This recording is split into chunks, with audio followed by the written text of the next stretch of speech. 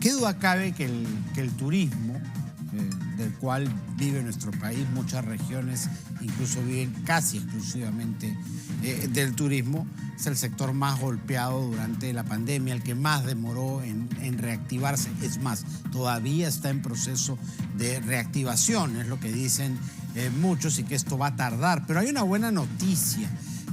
Parece que el turismo más bien está en vías de sincera recuperación, y esto al gran aumento que ha habido en las búsquedas online, por ejemplo, de viajes. Para saber más de este tema, estamos con Fernando Salazar, que justamente es especialista en negocios digitales. Fernando, ¿cómo estás? ¿Qué tal? Bienvenido a En Contacto.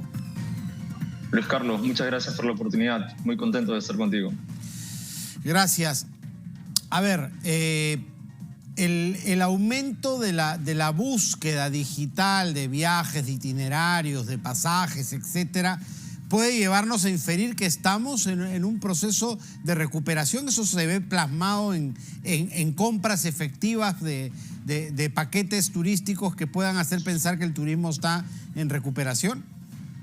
Sí, de hecho esta es una buena noticia, aún con la coyuntura que vivimos, porque lo que estamos viendo es que las búsquedas están aumentando de manera ya llegando a niveles pre-pandemia, y evidentemente esto tiene que ver con una intencionalidad marcada, pero además con ciertos cambios que también son necesarios o tienen mucha relación con nuevamente el contexto que vivimos. Es decir, por ejemplo, se están prefiriendo viajes más nacionales que internacionales, y de hecho a rutas un tanto más cortas, porque evidentemente el costo de un viaje mucho más lejos o de mayores días, pues evidentemente afecta al costo que pueda originar, ¿no?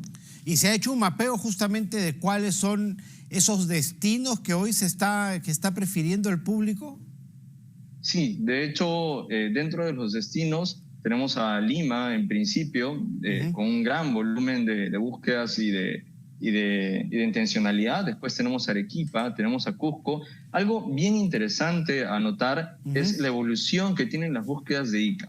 Porque de hecho Ica en este año tiene el mayor volumen de búsquedas desde hace 3 años. Entonces, esto quiere decir que las personas están prefiriendo ir a provincias que están mucho más cerca a Lima, de hecho. Entonces, en donde además pueden, por ejemplo, usar un bus o pueden usar el auto propio para trasladarse.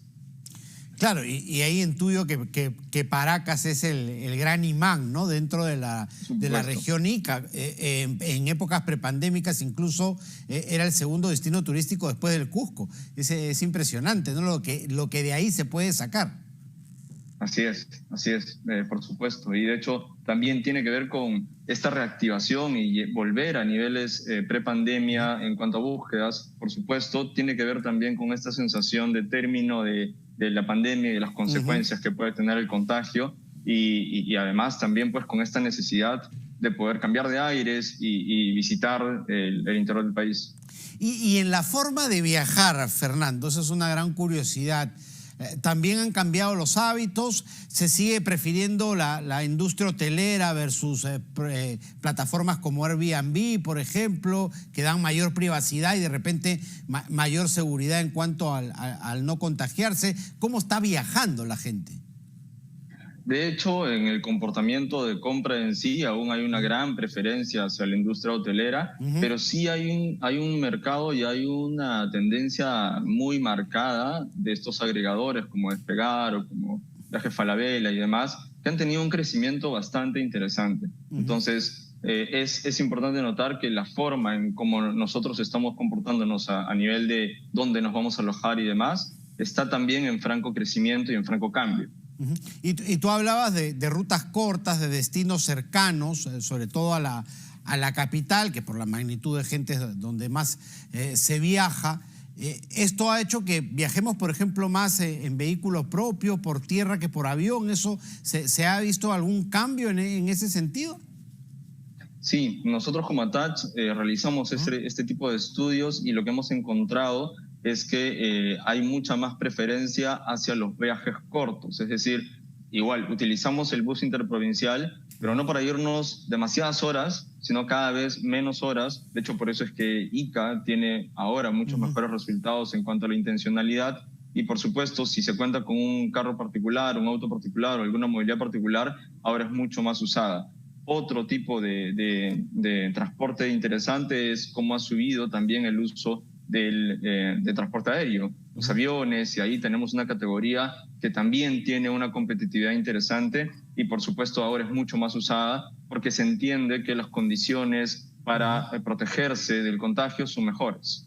Y ahí el low cost, por ejemplo, debe haber agarrado supremacía, ¿no? Porque acá se utilizaba poco, hoy hay más oferta, digamos, de aerolíneas de bajo costo, y eso implica también viajes más rápidos, menos equipaje, etcétera, ¿no? Otra forma y otro concepto de enfocar la salida viajera.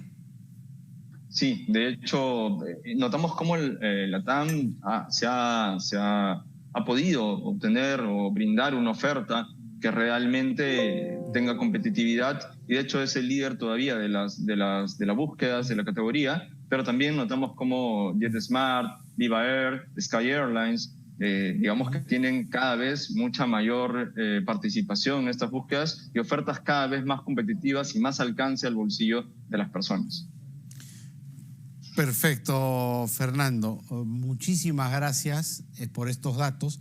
Estamos creando una nueva era de viajeros, ¿no? Y eso es importante que todos los operadores turísticos lo tengan en cuenta para saber qué vamos a ofertar finalmente a ese turista. Muchísimas gracias a Fernando Salazar, experto en negocios digitales.